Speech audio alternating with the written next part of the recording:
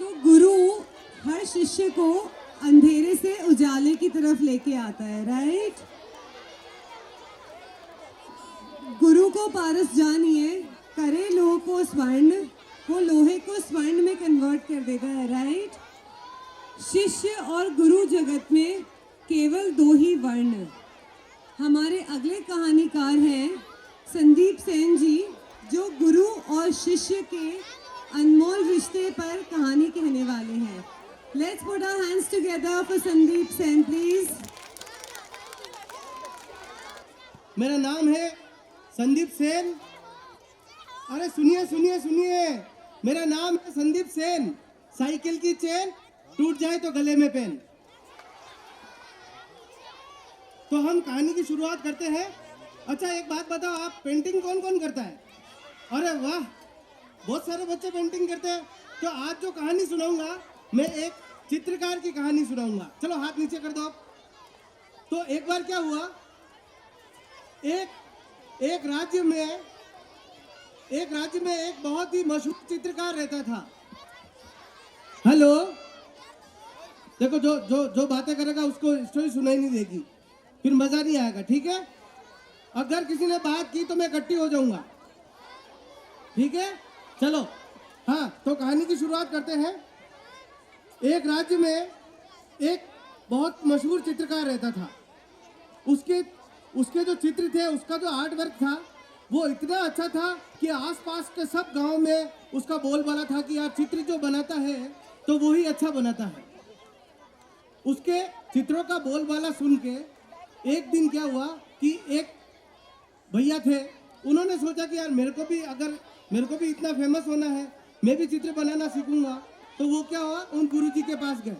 गुरुजी के पास गए और उनको कहने लगे कि गुरुजी, मुझे भी आपकी तरह चित्र बनाने हैं, क्या आप मुझे आपका चेला बनाएंगे? क्या आप मुझे आपका शिष्य बनाएंगे?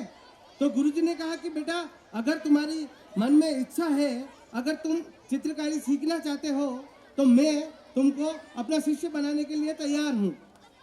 तो उसने अपने गुरु के चरण स्पर्श किए और दूसरे दिन से चित्रकारी सीखने लग गया।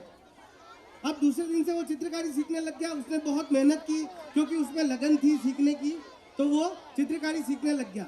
चित्रकारी सीखते सीखते धीरे धीरे उसका काम इतना अच्छा हो गया कि वो अपने गुरु से आगे बढ़ गया। वो टेक्नोलॉजी का यूज़ करके बहुत सी चीज़ें, ज़्यादा किताबें पढ़ के और गुरु से भी अच्छे चित्र बनाने लग गया।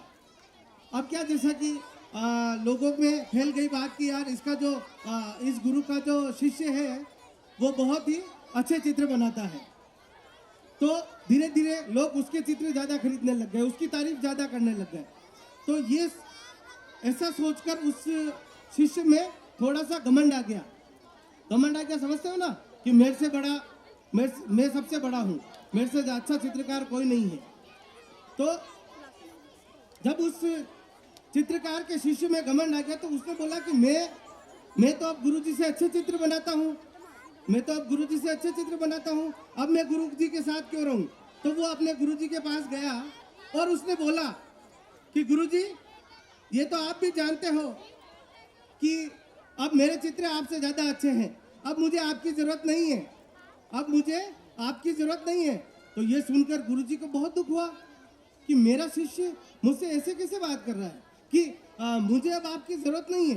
क्योंकि गुरु तो गुरु होता है, टीचर तो टीचर होता है, उसकी तो हमेशा ज़िंदगी में हमें ज़रूरत होती है। तो वो बोले कि गुरुजी, अब मुझे आपकी ज़रूरत नहीं है, मैं आपको छोड़ के जाना चाहता हूँ, मैं आपका बोझ नहीं उठा सकता, अब मैं मेरा काम अलग से करूँगा।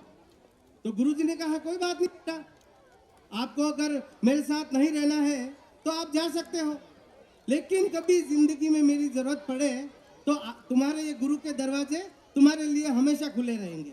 तुम कभी भी मेरे पास आ सकते हो। अगर किसी समस्या से परेशान हो जाओ, कभी तुम्हारे सामने कोई समस्या खड़ी हो जाए तो तुम मेरे पास आ सकते हो। तो वो शिष्य अपने गुरु को छोड़ के चला गया। अब गुरु थोड़े से दुखी हुए क्योंकि उनका जो शिष्य था, जिनको उन्होंने एक अच्छा चित्रकार बनाया था, वो अब उन्हें छोड़ के चला गया था। धीरे धीरे उसने अपना अलग से काम चालू कर दिया और उसका ख्याति वो जो चारों तरफ फेमस होने लगा। हर जगह उसी का नाम होने लगा कि यार उन गुरु के जो शिष्य हैं वो बहुत अच्छे चित्र बनाते हैं। तो ये बात धीरे धीरे उस राज्य के राजा तक पहुंची।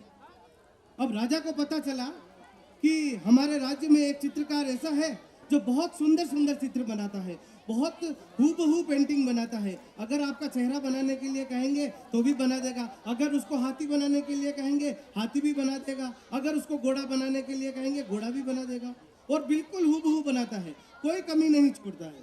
तो अब राजा को लगा कि उसको हम भी बुलाएंगे और हमारा भी एक चित्र बनवाएंगे। तो उसने अपने सिपाहियों को भेजा और बोला कि हमने सुना है कि अपने राज्य में एक ऐसा चित्रकार आ गया है जो बहुत अच्छी अच्छी पेंटिंग बनाता है, तो बुलाओ, मैं भी उससे अपना पोर्ट्रेट बनवाना चाहता हूँ, मैं अपना चित्र बनवाना चाहता हूँ। तो सिपाही गए और उसको लेके आए राजा के पास लेके आए। तो राजा ने कहा कि हमने सुना है तुम बहुत अच्छे चित्रकार हो, तो क्या तुम हमारे लिए हमारा चित्र बनाओगे? तो चित्रकार ने देखा कि हाँ बना दूंगा मैं। तो लेकिन जैसे ही उसने राजा को देखा तो चित्रकार को बहुत टेंशन हो गई। अब बताओ टेंशन क्यों हुई होगी चित्र बनाने में? क्योंकि वो तो बहुत सुंदर चित्र बना सकता था, लेकिन जैसे ही उसने राजा को देखा तो उसको टेंशन हो गई, अरे बाबा ये क्या हो गया? क्योंकि राजा जो था वो एक आंख से काना था, उसकी एक आंख ऐसी थी। अब चित्रकार ने सोचा कि अगर मैं राजा की एक आंख कानी बनाऊंगा, ऐसे बनाऊंगा, तो राजा सोचेंगे कि भगवान ने तो मेरे को एक आंख नहीं दी, लेकिन तू तो चित्र बना रहा था, तू तो एक थोड़ा सा कलर लगता मेरी आंख बना सकता था, है ना? तो तूने मेरे को काना क्यों बनाया? और अगर राजा को लग गया, अगर मैं राजा को दोनों आंखें बनाऊं तो राजा बोलेंगे कि कौन सा हूबहू चित्र बनाया, कौन सा हूबहू चित्र बनाया तुमने? हाँ, तुमने तो मेरी दोनों आंखें बनाई, लेकिन मैं तो एक आंख से काना हूं। अब चित्रकार को टेंशन हो गई, चित्रकार को ऐसी टेंशन हो गई कि चित्रकार सोचे अब मैं क्या करूं, और वो रोने लग गया। तो उसको किसकी याद आई? किसकी? हाँ, वेरी गुड, गुरुजी की याद आई। क्योंकि जब भी कोई शिष्य फंसता है तो उसको किसकी याद आती है? गुरु की याद आती है। तो वो रोता रोता अपने, पहले तो उसको शर्म आई कि मैं गुरु को क्या बोल के आया हूँ कि मुझे अब आपकी जरूरत नहीं है, अब मैं आपसे बड़ा हो गया हूँ, अब मेरे चित्र ज्यादा बिकते, अब किस मुंह से जाऊं? लेकिन बच्चों, हमारे गुरु के दरवाजे हमारे लिए हमेशा खुले रहते हैं। तो वो अपने गुरु के पास गया और रोने लग गया, गुरुजी मुझे माफ कर दो, गुरुजी मुझे माफ कर दो, मुझसे बहुत बड़ी गलती हो गई। तो गुरुजी ने कहा, अरे बेटा आओ, क्या हो गया? ऐसा क्या हो गया जो आप रो रहे हो? गुरुजी मैं बहुत बड़ी दुविधा में फंस गया हूँ, अगर मैंने वो काम नहीं किया तो मेरी जान को भी खतरा हो सकता है, राजा मुझे मृत्युदंड दे सकता है। तो बोले ऐसी क्या बात हो गई?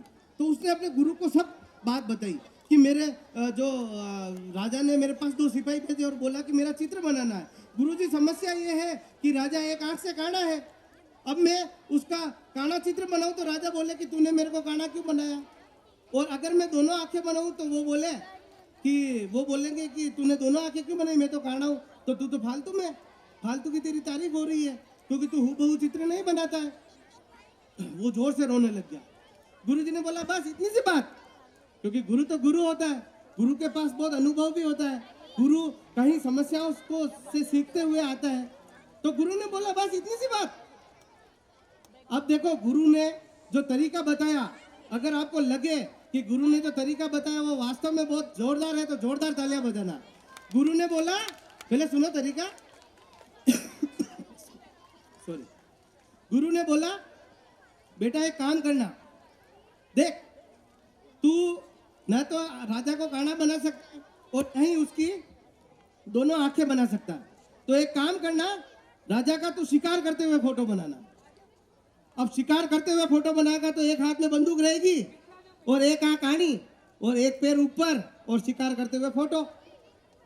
चेले ने कहा, अरे गुरुजी आपने तो मेरी बहुत बड़ी समस्या सॉल्व कर दी।